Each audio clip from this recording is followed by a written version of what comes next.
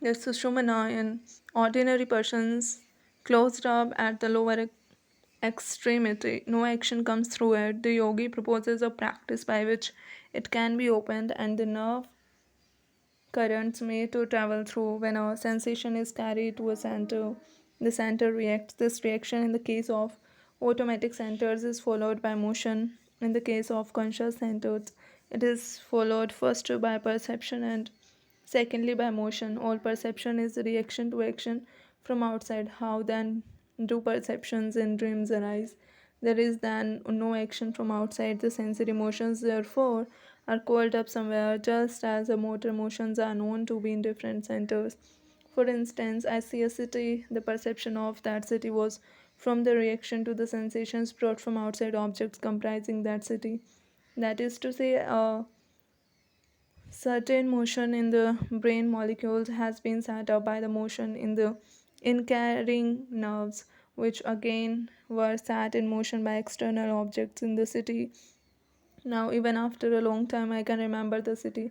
This memory is exactly the same phenomena, only it is in a milder form. But whence is the action that set up even the milder form of similar vibrations in the brain? Not certainly from the primary sensation. Therefore, it must be that the sensations are coiled up somewhere and they, by their acting, bring out the mild reaction which we call dream perception. Now, the center where all these residual sensations are, as it were, stored up is called the Mooladhara, the root receptacles, and the coiled up energy of action is Kundalini, the coiled up. It is very probable that the residual motor energy is also stored up in the same center as after deep study or meditation or external objects. The part of the body where the Mooladhara center is situated, probably the sacral plexus, gets heated. Now, if this coiled up energy be roused and made active, and then consciously made to travel up the Shushumna canal, a tremendous reaction will set in.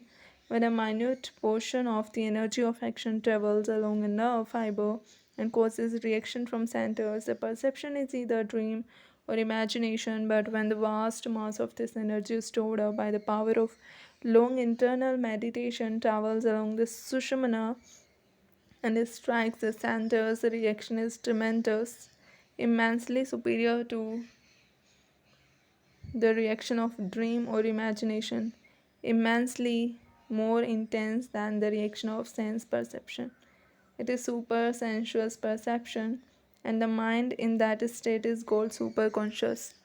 And when it reaches the metropolis of all sensations, the brain, the whole brain, as it were, reacts, and every perceiving molecule in the body, as it were, reacts, and the result is the full blaze of illumination, the perception of the self. As this Kundalini force travels from center to center, layer after layer of the mind, as it were, will be opened up, and this universe will be perceived by the yogi in its fine, of course, form. Then, alone, the causes of this universe, both as sensation and reaction, will be known as they are, and hence will come all knowledge. The causes being known, the knowledge of the effects is sure to follow. Thus, the rousing of the Kundalini is the one and only way to attaining divine wisdom and superconscious perception.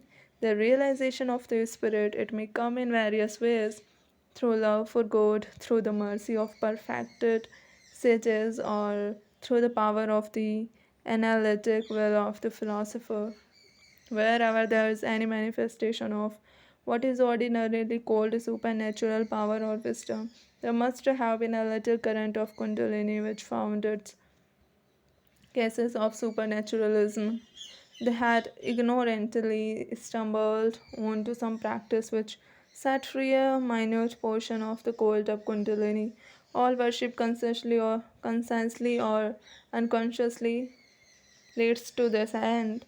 The man who thinks that he is receiving responses to His prayers does not know that the fulfillment came only from his own nature, that he has succeeded by the mental attitude of prayer in waking up a bit of the infinite power which is coiled up within himself, whom thus man ignorantly worship under various means.